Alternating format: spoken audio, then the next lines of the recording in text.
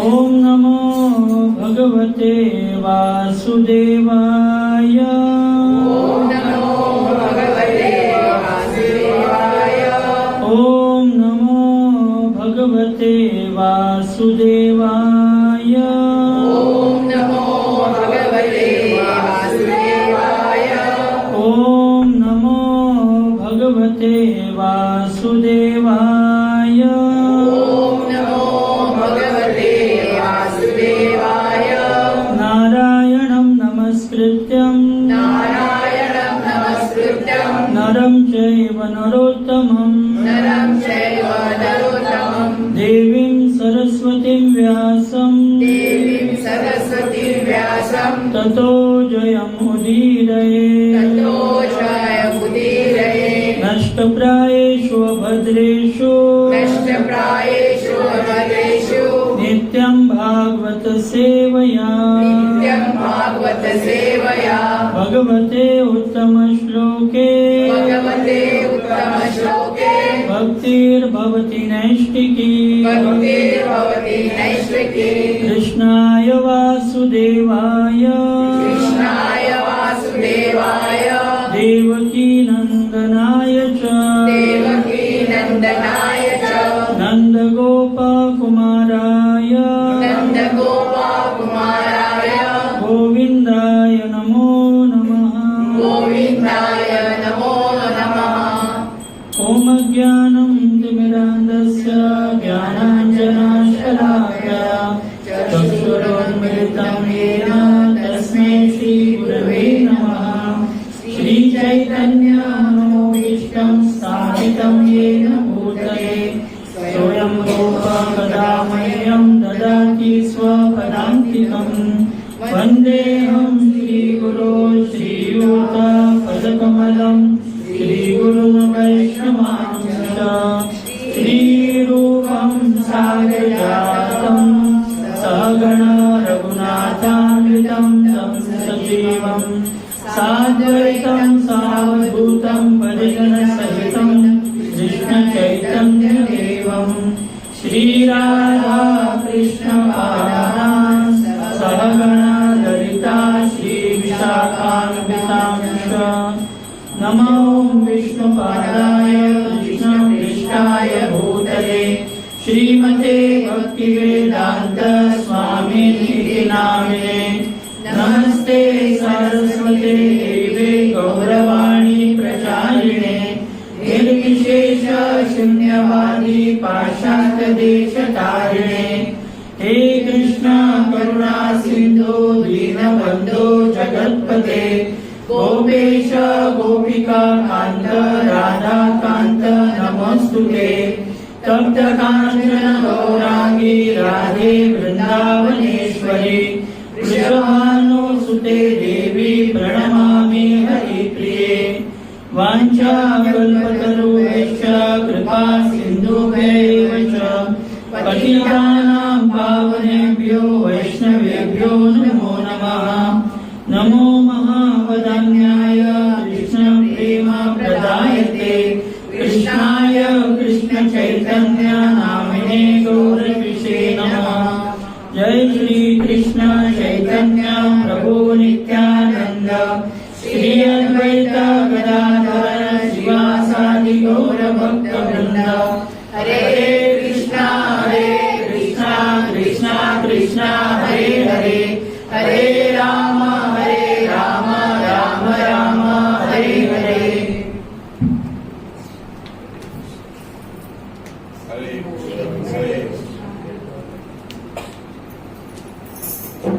मुखं करोति वाचालं पङ्गुं लङ्घयते कृपातमहं वन्दे श्रीगुरुं दीनतारिणम्। यत्पादपल्लवधाय कुम्भलेखनां समयसगणाधिराज विघ्नान् विहन्तमदमस्य जगत्त्रयस्य गोविन्दमादिपुरुषं तमहं भजामि। गुरवे गौरचन्द्राय राधिकाय तदालये कृष्णाय कृष्णभक्ताय तदभक्ताय नमो नमः।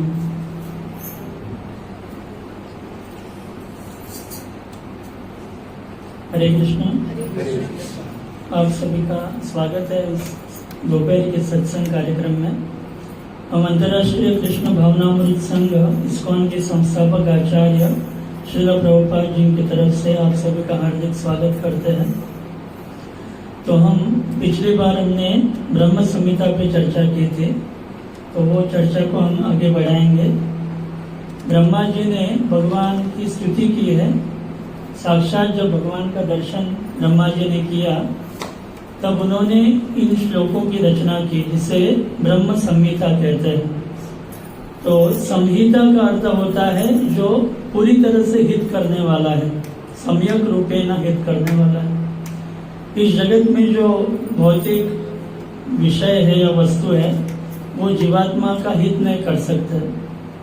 केवल आध्यात्मिक विषय जो भगवान के संबंधित उनके शुद्ध प्रेमी भक्तों के द्वारा रचित है, वही विषय वस्तु जीवात्मा का हित कर सकती है। तो ब्रह्मा जी पहले जीव भी है और 12 महाजनों में से एक है, और वो भगवान के तत्व को अच्छी तरह से जानते हैं। और उन्होंने इस ब्रह्म संहिता में भगवत तत्व के विषय में चर्चा की है। भगवान और देवताओं के बीच में क्या परस्पर संबंध है, इसके विषय में चर्चा है। और किस प्रकार से सभी जीव देवता सभी भगवान के अधीन है, इसके विषय में भी इस श्लोकों में वर्णन किया है। और साथ में भगवान के आध्यात्मिक धाम का वर्णन है, किस प्रकार से भगवान अपने धाम में निवास करते हैं और विविध लीलाएं संपन्न करते हैं, इसका भी संक्षेप में ब्रह्मा जी वर्णन करते हैं। तो हमने कुछ श्लोकों पे चर्चा की थी और आगे हम चर्चा बढ़ाएंगे। श्री ब्रह्मा उवाच अंगानि यस्य सकलेन्द्रिय वृत्तिमन्ति पश्यन्ति पान्ति कलयन्ति चिरं जगन्ति आनंद चिन्मय सदुज्वल विग्रहस्य गोविन्दमादि पुरुषं तमहं भजामि। जिनका अप्राकृत श्री विग्रह आनंद चिन्मयता तथा सत से पूरित होने के कारण परम उज्जवल है, जिनके चिन्मय शरीर का प्रत्येक अंग अन्य अंग सभी इंद्रियों की पूर्ण विकसित वृत्तियों से युक्त है, चिरकाल से जो आध्यात्मिक एवं भौतिक दोनों जगतों को देखते पालन करते तथा प्रकट करते हैं, पूर्ण आदि पुरुष भगवान गोविंद का मैं भजन करता हूँ। तो इस श्लोक में ब्रह्मा जी वर्णन कर रहे हैं कि भगवान कैसे है। श्री विग्रह उनका आनंद चिन्मय तथा सत्य, यानी इसका अर्थ है सच्चिद आनंद। सच्चिद आनंद को ही इस प्रकार से ब्रह्मा जी ने कहा है, आनंद चिन्मय यानी चित्तमय और सत्य यानी सच्चिद आनंदमय भगवान है। हमारा ये जो शरीर हमें मिला है ये सच्चिद आनंद है क्या? है? नहीं है, क्योंकि सत्य यानी हमेशा रहने वाला नहीं है, इसके लिए असत है। और चित यानी जो वास्तविक बुद्धि, आध्यात्मिक बुद्धि में हमेशा ये शरीर या मन नहीं रहता। बहुत बार हम माया से ग्रसित होते हैं और भ्रमित हो जाते हैं। हम समझते हैं कि हम शरीर हैं और शरीर के संबंधित हमारे हैं, इस भ्रम में ही अधिकांश हम रहते हैं। तो ये अचित और निरानंद यानी हमको ये परम सुख नहीं देता है शरीर। ये शरीर का जो कुछ हम इस भौतिक जगत में वस्तु के संपर्क में हमारी इंद्रियां आती है, उससे हम सुखी नहीं हो सकते। कुछ समय के लिए लगता है कि हम सुखी हो रहे हैं, लेकिन वो वास्तविक सुख नहीं है, वास्तविक आनंद नहीं है जो आत्मा को चाहिए। तो इसके लिए हम ये शरीर के द्वारा सच्चिद आनंदमय नहीं है। आत्मा के स्वरूप में हम सच्चिद आनंदमय हैं, लेकिन फिलहाल हम इस शरीर के अंदर एक प्रकार से बंधे हुए हैं। ये स्थूल शरीर और इसके अंदर जो मन बुद्धि अहंकार का सूक्ष्म शरीर है, इसके अंदर हम बंधे हैं। लेकिन भगवान इस प्रकार से नहीं है। भगवान हमेशा मुक्त है हर अवस्था में और सच्चिद आनंदमय है। उनका प्रत्येक अंग दिव्य है। उसके लिए उनके शरीर को शरीर नहीं कहते, स्वरूप कहते हैं। स्वरूप यानी जो बदलता नहीं, शरीर यानी जो बदलता रहता है। जैसे बचपन में हमारा एक शरीर था और जब हम युवा अवस्था में एक शरीर मिला और वृद्ध अवस्था में एक शरीर है, तो जो सरकता रहता है उसको शरीर कहा गया है। तो इस प्रकार से भगवान का स्वरूप है जिसमें कोई बदल नहीं होता, बदलाव नहीं होता, हमेशा वो दिव्य अवस्था में है। जैसे बाल लीला जब कर रहे हैं तो यशोदा माता में जो कृष्ण है, यशोदा माता के साथ लीला कर रहे हैं, वही कृष्ण श्याम सुंदर युवावस्था में वही है। उनमें कोई भेद नहीं है, उनकी बुद्धि में ना बल में किसी भी प्रकार का भेद नहीं है। भगवान पूर्ण आत्मा है और भगवान सभी आध्यात्मिक और भौतिक ब्रह्मांडों को देखते हैं और केवल देखते नहीं, पालन करते हैं, प्रकट करते हैं और फिर से विनाश भी करते हैं। तो जो आनंद में वो प्रकट करते हैं ब्रह्मांडों को, उसी आनंद के भाव में विनाश भी करते हैं। लेकिन हम ऐसे नहीं है। हम इस जगत में जब जन्म लेते हैं तो रोते हुए जन्म लेते हैं, और जब बढ़ते हैं कुछ कार्य हमसे होता है तो हमें लगता है कि हमने किया, और वो अगर वस्तु या व्यक्ति हमसे दूर हो गया तो हम रोते हैं, क्योंकि उसमें हम आसक्त हो जाते हैं, जिसके कारण हमें बहुत दुख होता है। लेकिन भगवान हमेशा दिव्य अवस्था में है, उनको प्रकट करने में भी आनंद है और विनाश भी हुआ तो ऐसे नहीं कि भगवान रो रहे कहाँ पर बैठ के कि एक ब्रह्मांड मेरा नाश हो गया, इतने जीव चले गए, नहीं, उस अवस्था में भी वो दिव्य अवस्था में है। इसके लिए यहाँ पर कहते हैं कि वो पालन करते हैं, प्रकट करते हैं और जगतों को देखते हैं और नष्ट भी करते हैं। तो भगवान के विषय में ब्रह्मा जी हमें वर्णन इस प्रकार से कर रहे हैं कि भगवान हमेशा दिव्य अवस्था में रहते हैं। हालांकि लीला में ऐसे देखते हैं हम कि भगवान कभी कभी शोक कर रहे हैं या कभी मोह में पड़े हैं या भय से युद्ध से पलायन कर रहे हैं, लेकिन भगवान की सभी लीलाएं हैं। भगवान तत्वतः इस प्रकार से प्रभावित नहीं होते जिस प्रकार से हम इस भौतिक जगत में आके प्रभावित होते हैं। इस जगत में हम बहुत प्रभाव में हैं, इस शरीर के द्वारा हम प्रभाव में पड़ते हैं, मन के द्वारा किसी ने कुछ कहा तो हम प्रभावित होते हैं और परिस्थिति के अनुसार हम पर प्रभाव होता रहता है। तो हम एक प्रकार से प्रभाव से बंधे हुए हैं और इसके कारण हमें बार बार ये विस्मृति हो जाती है कि हम आत्मा हैं। हमको यही लगता है कि हमें शरीर है और इस कारण हम हमेशा शोक मग्न रहते हैं, भय से युक्त रहते हैं। लेकिन जब हम भगवान का आश्रय लेते हैं ग्रंथों के द्वारा, जैसे भगवत गीता, भागवत, चैतन्य चरितामृत, और भक्तों के द्वारा जो भगवान को समझने का प्रयास करते हैं इन शुद्ध भक्तों के द्वारा, जैसे श्रील प्रभुपाद जी है, तब हम धीरे धीरे हमें पता चलता है कि वास्तविक हमें शोक करने की कोई आवश्यकता नहीं है। हम वास्तविक आत्मा है, केवल इस परिस्थिति में हम कर्म के अनुसार जकड़े हुए हैं। हम चाहे तो मुक्त हो सकते हैं, केवल भगवान का आश्रय लेने से संभव है।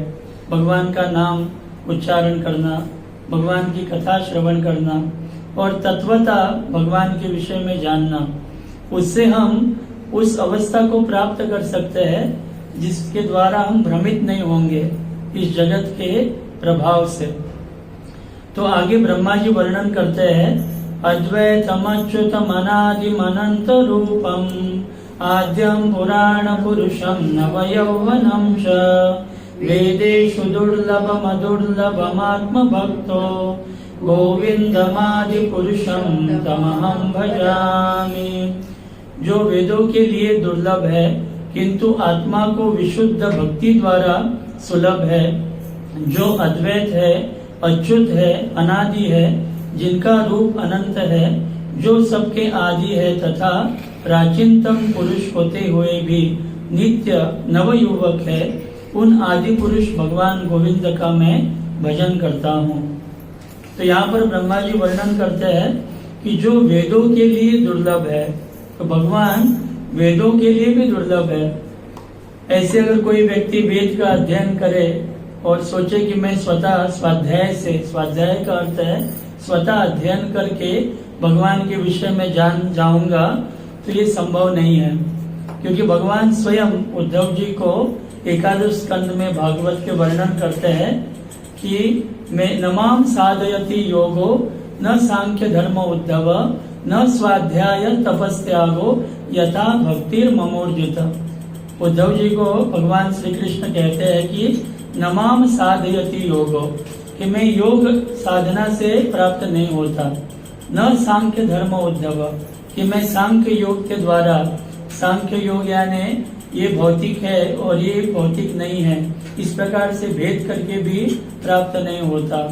न स्वाध्याय यानी मैं कोई व्यक्ति अगर स्वतः अध्ययन करे शास्त्रों को, तो स्वतः बुद्धि से भी मैं प्राप्त नहीं होता उसके। और न स्वाध्याय तपस्यागो, तपस्या से भी नहीं प्राप्त होता। और त्याग यानी सब मैंने छोड़ के अगर कोई व्यक्ति संन्यास ले और कोई जंगल में जाए तो भी उसी अवस्था से भी नहीं प्राप्त होता। कैसे प्राप्त होता हूँ? ममो भक्तिर यथा भक्तिर ममोर्जिता, केवल भक्ति के द्वारा ही ये सभी क्रियाएं जब भक्ति से जुड़ जाएंगे। अगर कोई व्यक्ति भक्ति के लिए त्याग करता है, संन्यास लेता है और प्रचार के लिए, और अगर कोई व्यक्ति दान भी देता है तो भक्ति युक्त अगर दान देता है, और अगर अध्ययन करता है तो आचार्यों के द्वारा जो टीकाएं दिए हैं उसके द्वारा मुझे समझने का प्रयास करता है, और योग भी जो करता है उसमें अगर भक्ति है, जैसे ध्रुव महाराज ने, उन्होंने तपस्या की थी और भगवान को 6 महीने में प्राप्त किया क्योंकि उनके हृदय में भगवान के प्रति भक्ति थी। तो भगवान कहते हैं कि भक्ति के द्वारा ही मैं सुलभ हूँ, बिना भक्ति के मैं प्राप्त नहीं हो सकता। तो इस प्रकार से भगवान कहते हैं वेदेषु दुर्लभम अदुर्लभम आत्मभक्तो, जो वेदों के लिए भी दुर्लभ है। ब्रह्मा जी वर्णन करते हैं कि भगवान वेदों में से भी प्राप्त नहीं हो सकते, केवल जो आत्म भक्त है, जो भगवान के प्रिय भक्त है, उनके द्वारा ही भगवान को जाना या समझा जा सकता है और भगवान को प्राप्त किया जा सकता है। नहीं तो भगवान अत्यंत दुर्लभ है। बड़े बड़े ज्ञानी योगी जो है वो अनेक वर्ष ध्यान करते हैं, लेकिन भगवान के चरण कमल के नख के प्रकाश के ज्योति को भी वो देख नहीं पाते।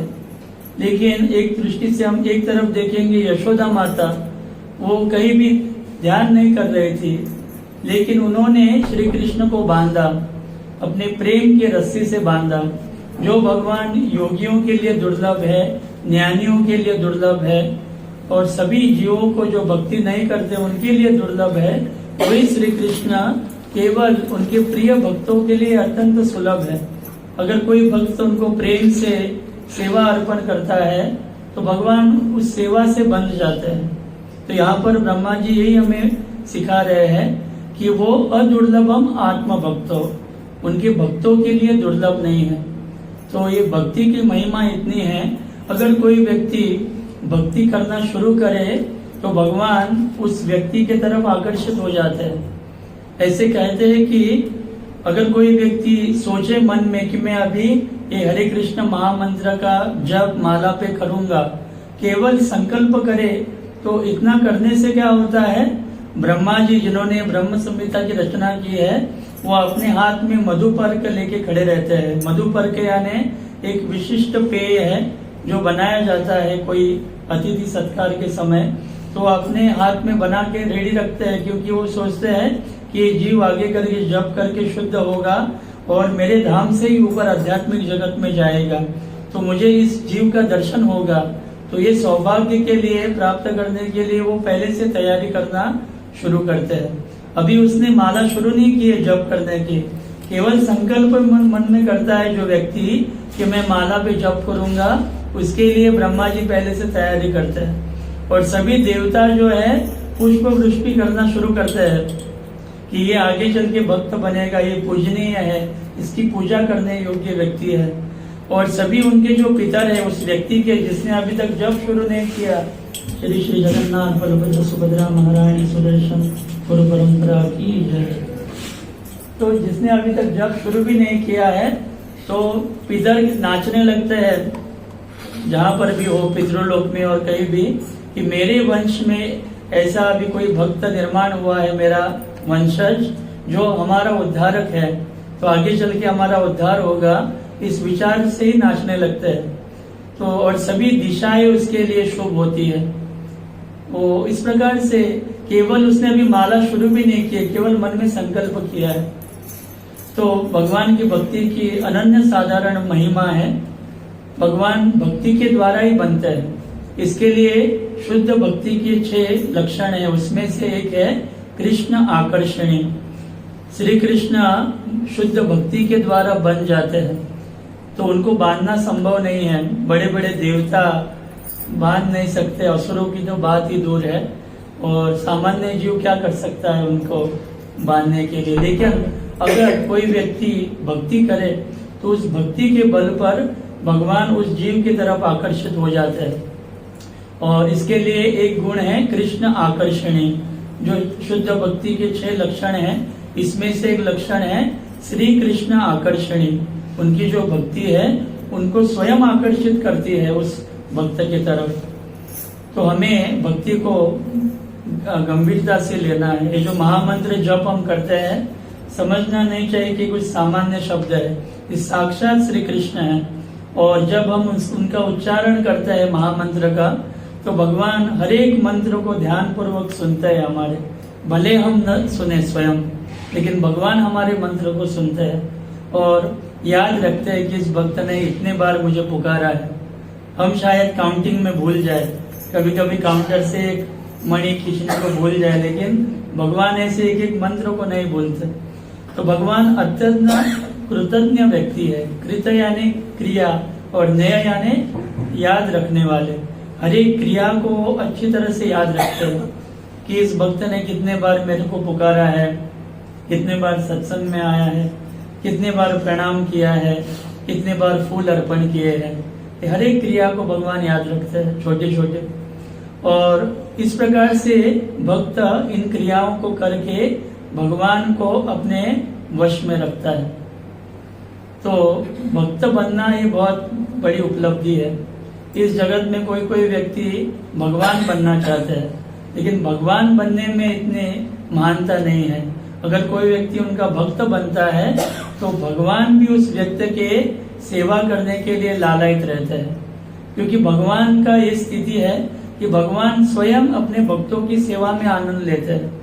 और इस जगत में उल्टा है। इस जगत में हम किसी से दूसरे से सेवा अपेक्षा करते हैं कि इस व्यक्ति ने मेरी सेवा करनी चाहिए या मुझे सम्मान देना है।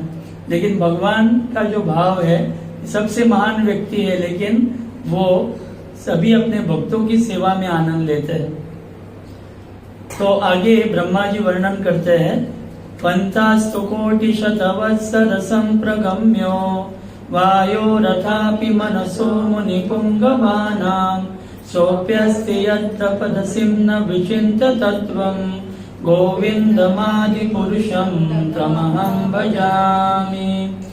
चिन्मयता को प्राप्त करने के इच्छुक योगियों के प्राणायाम आदि वायु निरोधात्मक योग पद से अथवा निर्भेद ब्रह्मानुसंधान करने वाले श्रेष्ठ ज्ञानियों के भौतिक त्याग द्वारा ज्ञान पद से शतकोटि वर्षों तक साधन करने पर भी जिनके चरणार विंद के अग्रभाग की ही प्राप्ति होती है, उन आदि पुरुष भगवान गोविंद का मैं भजन करता हूँ।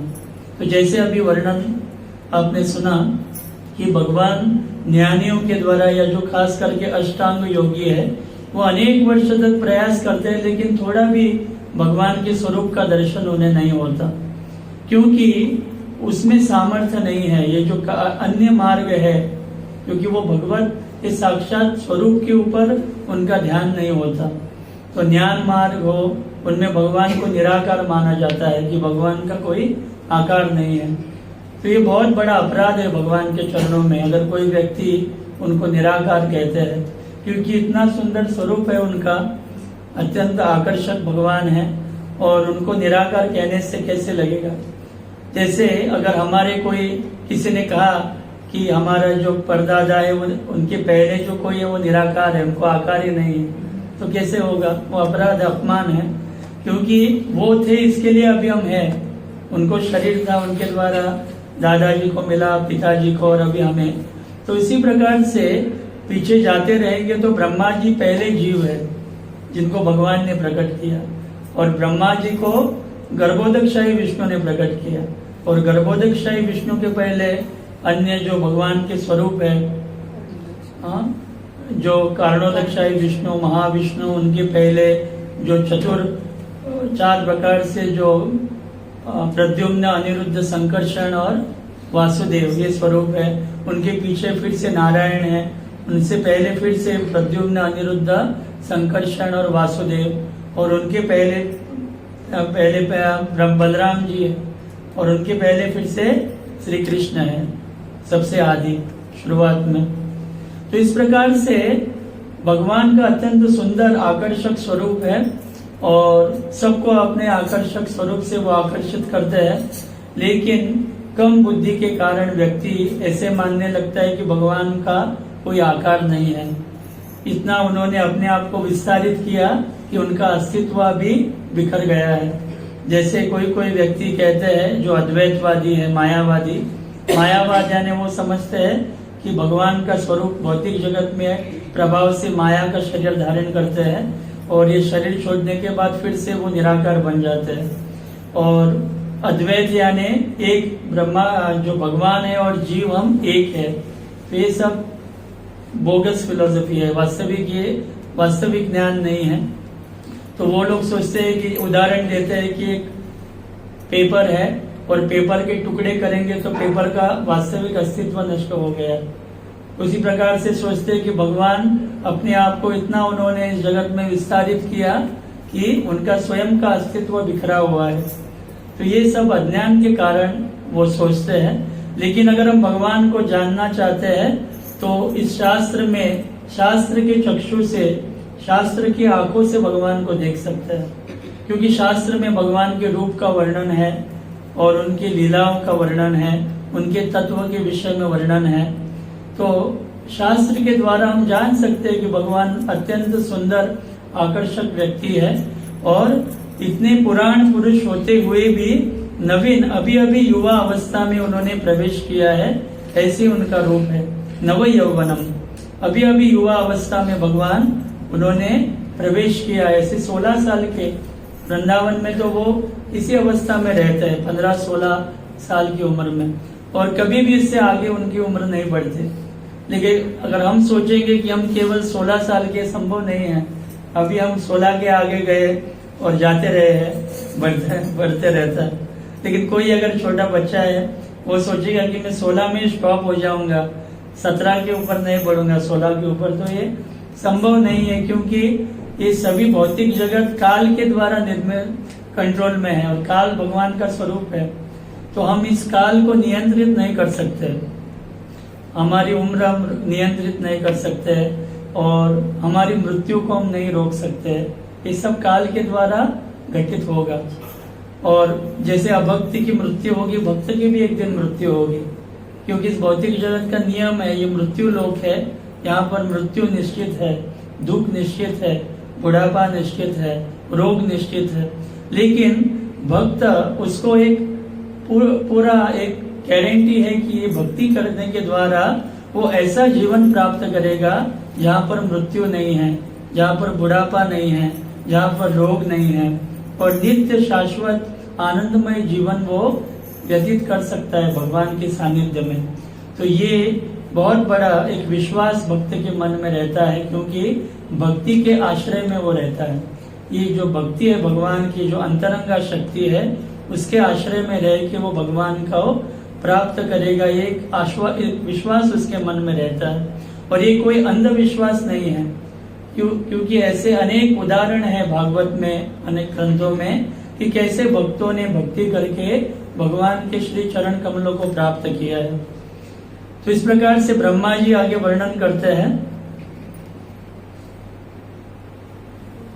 एको प्रसो रचयितुम जगदंड कोटि यशक्तिरस्ति जगदंड चयाय दंत अंडांतरस्थ परमाणु चयांतरस्थम गोविंदमादि पुरुषम तमहं भजामि। जो शक्ति एवं शक्तिमान में अभिन्नता होने के कारण निर्भेद एक तत्व है, जिनके द्वारा करोड़ों ब्रह्मांडों की सृष्टि होने पर भी जिनकी शक्ति उनसे पृथक नहीं है, जिनमें सारे ब्रह्मांड स्थित है, एवं जो साथ ही साथ ब्रह्मांडों के भीतर रहने वाले परमाणु समूह के भी भीतर पूर्ण रूप से अवस्थान करते हैं, उन आदि पुरुष भगवान गोविंद का मैं भजन करता हूँ।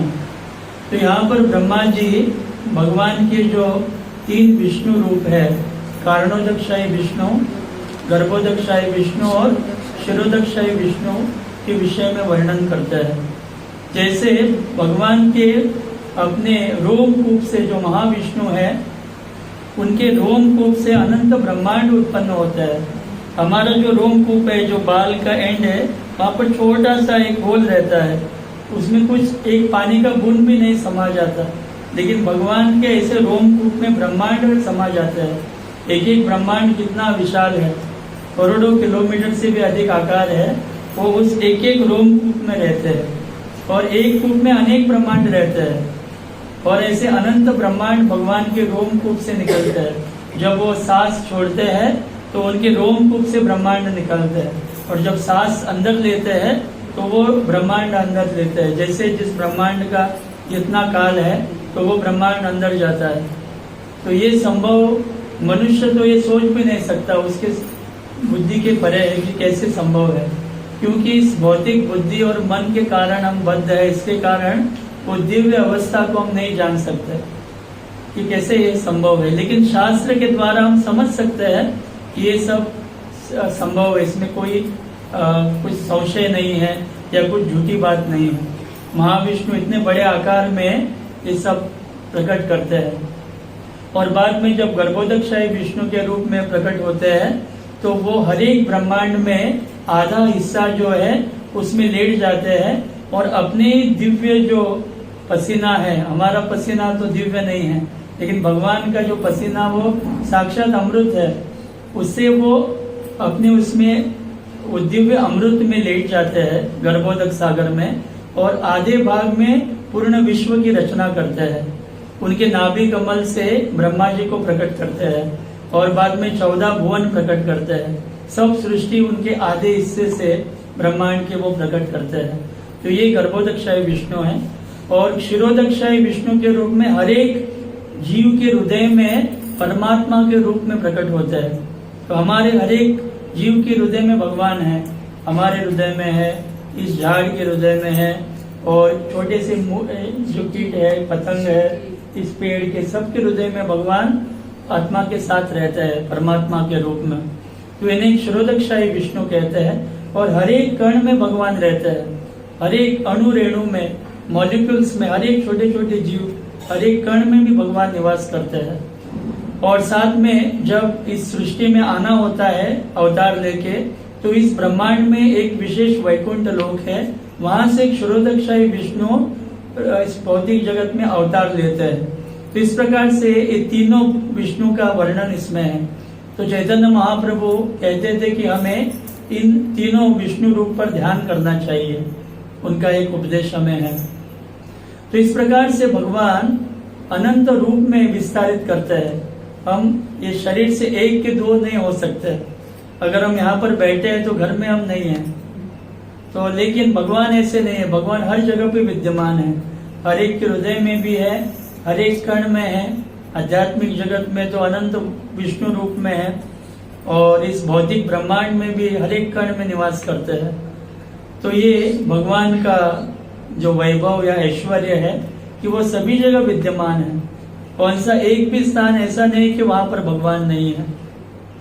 तो आगे ब्रह्मा जी वर्णन करते हैं, यद भाव भावित धियो मनुजास्तथैव संप्राप्य रूप महिमा सनयान भूषा सूक्तैरमेव निगमा प्रदिते स्तुवन्ति गोविंदमादि पुरुषं तमहं भजामि।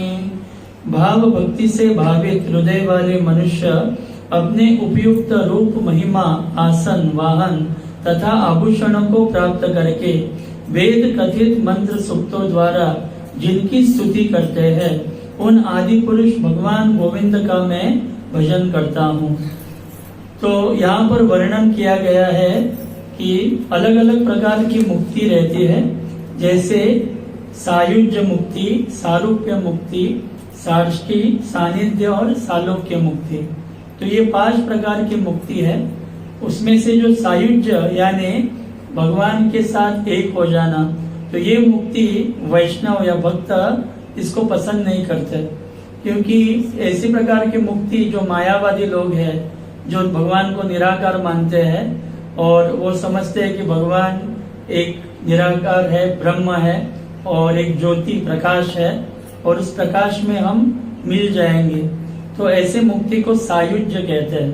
तो ऐसे मुक्ति से क्या हो जाता है, भगवान का जो दिव्य आध्यात्मिक स्वरूप है उसमें से करोड़ों सूर्यों का प्रकाश प्रकट होता है, और उस प्रकाश में अगर कोई जीवात्मा जाता है तो वहां पर भगवान से प्राप्त नहीं होंगे, केवल वहां पर एक प्रकार की शांतता है और कोई क्रिया नहीं है, कोई सेवा नहीं है।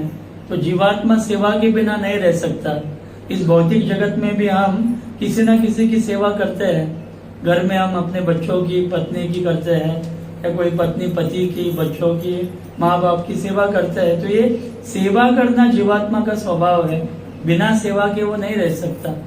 तो ब्रह्म ज्योति में कोई सेवा नहीं है, तो इसके लिए वहां से जीव फिर से उसका पतन होता है और भौतिक जगत में आके फिर से वो कुछ समाज कार्यों में लग जाता है।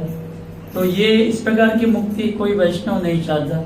और बाकी जो 4 मुक्ति है, जिसमें सालोक्य यानी भगवान जहाँ पर निवास करते हैं उस लोक में जाना, सानिध्य यानी भगवान की निकट, सन्निधि, निकट में सेवा करना या रहना, और साष्टी यानी भगवान का जैसा स्वरूप है, जैसा रूप है, जैसे आभूषण भगवान पहनते हैं, जैसे वस्त्र पहनते हैं और जैसे चतुर्भुज है, 4 हाथ, या उस प्रकार से रूप मिलना। तो भगवान के समान ही दिखते हैं उनके भक्त। वहां पर पहचानने में नहीं आएगा कि भगवान है और उनके भक्त पार्षद, इनमें अंतर क्या है। केवल 2 चीज का अंतर रहता है। एक यानी कौस्तुभ मुनि भक्तों के यानी उनके पार्षद के गले में नहीं रहता, और जो श्री वत्स चिन्ह है केवल भगवान विष्णु धारण करते हैं अपने वक्षस्थल पे, और उनके पार्षदों के वक्षस्थल पे नहीं रहता। तो ये 2 चिन्ह छोड़ के बाकी सभी समानता है उनके और उनके भक्तों में। तो इतना ऐश्वर्य अपने भक्तों को, सेवकों को भगवान प्रदान करते हैं कि अपने समान ऐश्वर्य देते हैं। इस जगत में अगर कितना भी बड़ा व्यक्ति हो, अपने जो सेवक है उनको अपने इतने बराबरी का नहीं रखेगा। लेकिन भगवान कभी अपना भेद नहीं करते कि ये मेरा सेवक है, वो अपने समान उनको आदर या प्रेम करते हैं। तो इस प्रकार से, और चौथा यानी सालोक्य, सानिध्य, साक्षी और सामीप्य, उनके समीप निवास करना, उनके समान दिखना, और सर्व ऐश्वर्य, एक मुझे याद नहीं आ रहा है, शायद वो सामीप्य है, और सारूप्य, भगवान के समान रूप उनको प्राप्त होता है। तो ये मुक्ति भी जीवात्मा या उनके जो भक्त है वो प्राप्त करना नहीं चाहते। सोचिए, ये सब मिल सकता है, भक्तों का आसानी से भगवान देते हैं, लेकिन भक्त भी इस इच्छा से नहीं करते कि मुझे उनके इस प्रकार से ये सब मुक्ति मिले। वो केवल भगवान से चाहता है कि जन्म जन्म आपकी अहेतु की भक्ति मिले, उसमें कोई हेतु ना हो, केवल भक्त उनकी सेवा करे और भगवान वो सेवा स्वीकारे, जिससे भक्तों को आनंद मिलता है और भगवान भी आनंदित होते हैं। लेकिन भगवान अपने भक्तों को देते हैं, भले भक्त न चाहे फिर भी भक्तों को भगवान इस प्रकार से अपना ऐश्वर्य प्रदान करते हैं। तो यहाँ पर वर्णन उनके इस 4 प्रकार के जो, और 5वीं जो कनिष्ठ मुक्ति है, लेकिन 4 प्रकार की जो विशेष मुक्ति है इसके विषय में वर्णन किया है। तो भगवान की भक्ति करना यानी एक शाश्वत जीवन की तरफ हम बढ़ रहे हैं। इस भौतिक जगत में हम अनादिकाल से हमने भ्रमण किया है।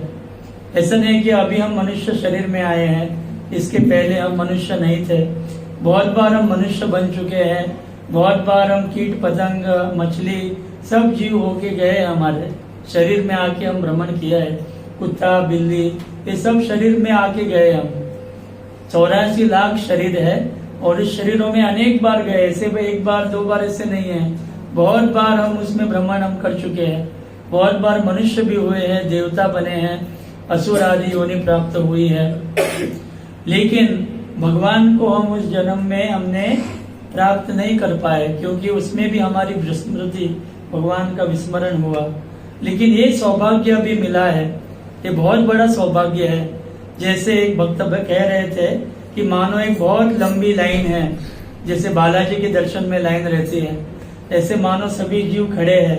84 लाख योनियों में चींटी खड़ी है, और कछुआ है, मेंढक है, कुत्ता, बिल्ली, उसमें बाद में आगे मनुष्य भी है, देवता, सभी है लाइन में, और ये सभी अनंत संख्या में है, गिन भी नहीं सकते। उस लाइन से काट करके मनुष्य शरीर हमें दिया भगवान ने, और उसमें भी हमें भक्ति प्रदान की।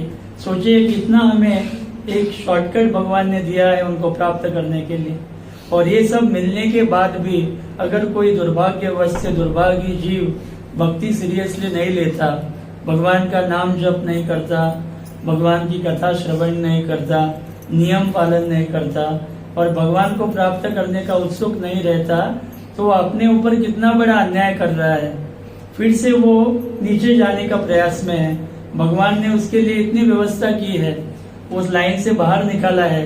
एक वीआईपी दर्शन के लिए एक लाइन दी है, उसमें भी बहुत कम लोग आगे हैं, और थोड़े ही समय में भगवान प्राप्त होने वाले हैं। उसी प्रकार से हमें भी ये दुर्लभ मनुष्य शरीर मिला है, उसमें भक्तों का संग मिला, ये हरि नाम प्राप्त हुआ, भगवान की कथा सुलभ है, प्रसाद सुलभ है, दर्शन सुलभ है, ग्रंथ सुलभ है, यात्रा सुलभ है। सब होते हुए भी अगर कोई व्यक्ति दुर्भाग्यवश फिर से इस विषैले अगर कुएं में फिर से कूदना चाहता है भौतिक जगत के भौतिक विषय वस्तु में, तो सोचिए उससे ज्यादा दुर्भाग्य और कोई जीव नहीं है। अभी के समय में हमारा बहुत बड़ा सौभाग्य है कि हमें भगवत प्राप्ति के लिए सभी सुविधा उपलब्ध है। जो अनंत जन्म नहीं मिले, हमने उसकी तरफ ध्यान नहीं दिया, भगवान ने कोशिश की किसी न किसी प्रकार से हम भक्त बने, लेकिन हमारे दुर्भाग्यवश हम संपर्क में नहीं आए। लेकिन अभी हमें मौका मिला है, तो इस मौके को हमें गंवाना नहीं चाहिए। हर एक दिन हमें प्रयास करना है भगवान के नजदीक जाने का, भगवान का नाम जप करना, भक्तों के संग में आना, नियम पालन करना, एकादशी आदि व्रत करना। तो इससे हम प्रतिदिन भगवान के तरफ हमारा पैर बढ़ा रहे हैं, उनके नजदीक जा रहे हैं, और भगवान भी हमें नजदीक ले रहे हैं। तो हमें गंवाना नहीं चाहिए। हमारा जो जीवन का जो काल है, पता नहीं है कितना समय हर एक जीव के पास है, लेकिन जितना भी समय है उस जीवन में हमें प्रयास करते रहना चाहिए भगवान की तरफ अधिक अग्रसर होने का। तो ये बहुत बड़ा मौका हमारे हाथ में है। बाकी सब इस जगत में धन मिले ना मिले या कुछ ऐश्वर्य मिले ना मिले फर्क नहीं पड़ता, शरीर में बल है वो कम होते जाए, जो भी हो, कुछ भी कठिनाई जीवन में आए या कोई स्वजन का वियोग हो, बहुत सारी कठिनाई कर्म के अनुसार जीवन में आ सकती है। भगवान भी कहते हैं कि जगत दुखालय है, तो अपेक्षा नहीं कर सकते कि सब यहाँ पर सभी समय सब कुछ अच्छा होगा। बहुत बार बहुत समय कुछ अच्छा नहीं होता, केवल हमें लग रहा है कि सब अच्छा चल रहा है, केवल मन का ही धारणा है, लेकिन बहुत संकटमय स्थिति में हम हैं। हर एक समय में हम संकट में हैं, सांस लेने में हम संघर्ष है, हर स्थिति में हमारा संघर्ष है। सांस लेते हैं भगवान की कृपा से, खा रहे हैं, वो पचाने की क्षमता वो दे रहे, इसके लिए पच पा रहा है। बहुत बार वो भी नहीं होता, हमें पचाने की क्षमता नहीं रहती और शरीर में रोग बढ़ते हैं, अनेक समस्या से हम घिरे रहते हैं। तो हमारा सिचुएशन इस भौतिक जगत में कोई कंफर्टेबल नहीं है, लेकिन इस स्थिति से भी हम सबसे अच्छी स्थिति प्राप्त कर सकते हैं अगर हम हमारी बुद्धि को, शरीर को, जो भी अभी हमारे अवस्था जैसी भी हो, शरीर में जितना भी बल हो, बुद्धि हो, मन हो, उस प्रकार से भक्ति में इनको जब लगाएंगे तो इसके बल पर हम अवश्य भगवान की कृपा प्राप्त करते हैं और एक दिन या एक जन्म अवश्य भगवान को हम प्राप्त करेंगे, इसमें कोई संशय नहीं है। तो आखिर में एक श्लोक लेके मैं रुकना चाहूंगा।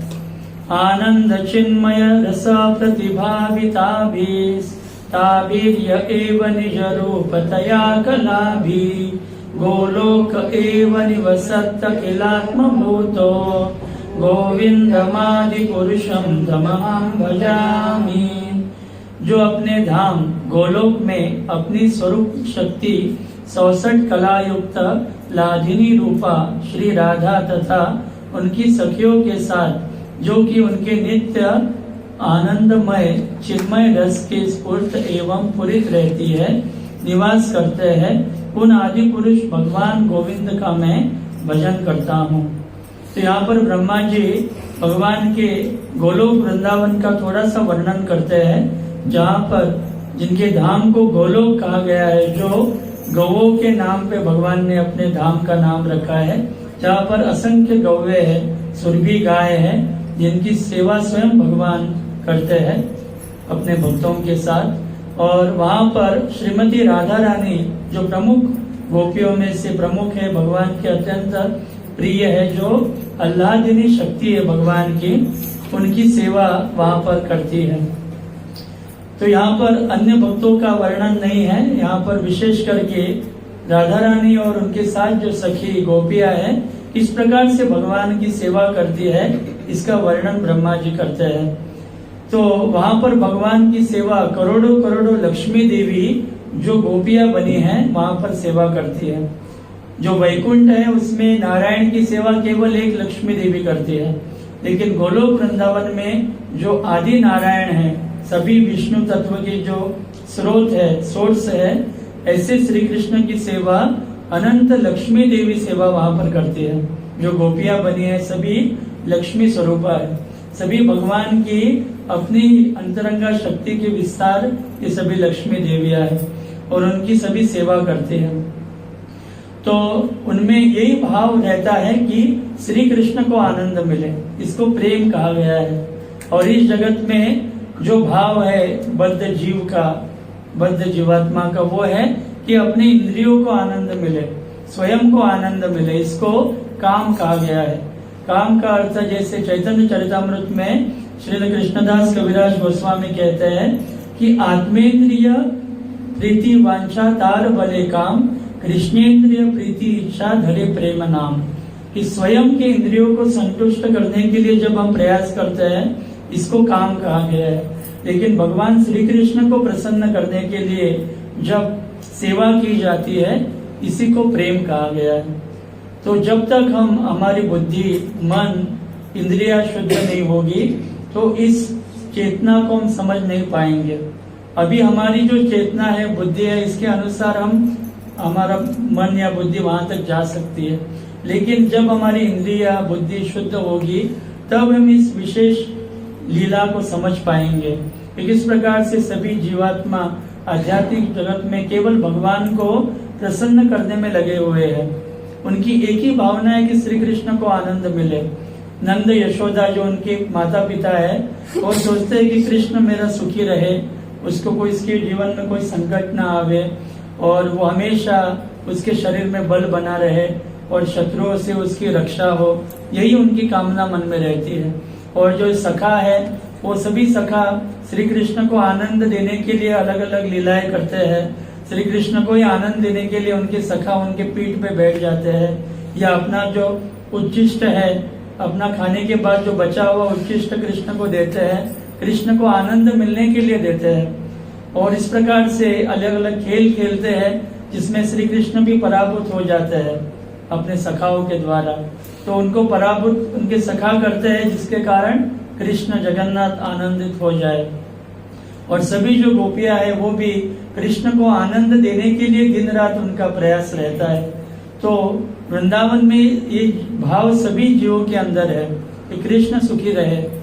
जैसे पेड़ भी है, वृक्ष वहां पर कृष्ण को आनंद देने के लिए झुक जाते हैं और अपने जो फल है उनके चरणों में समर्पित करते हैं। और फूलों के वृक्ष भी अपने सुगंधित पुष्प भगवान के चरणों में अर्पण करने के लिए झुक जाते हैं। वहाँ के जो भंवरे हैं वो कृष्ण के कान के पास आवाज करते हैं जो वेदों के जैसे साम वेद का वो राग हो, और भगवान को आनंद देने के लिए वो भन भन भन ऐसे आवाज निकालते हैं। और वहाँ पे जो अनेक कोयल, सारस, हंस, मयूर आदि है, ये सभी पंछी गाते हैं सुरीले स्वर से जिससे श्री कृष्ण को आनंद मिले। और वहाँ की जो गौवे है वो कृष्ण के पास आती है, उनके श्रीअंग को चाटती है और उनके साथ रहती है। ये सब कृष्ण को आनंद देने के लिए करती है। तो वहाँ पर प्रत्येक जीव जो है उसके मन में यही भावना है कि श्री कृष्ण कैसे सुखी रहे।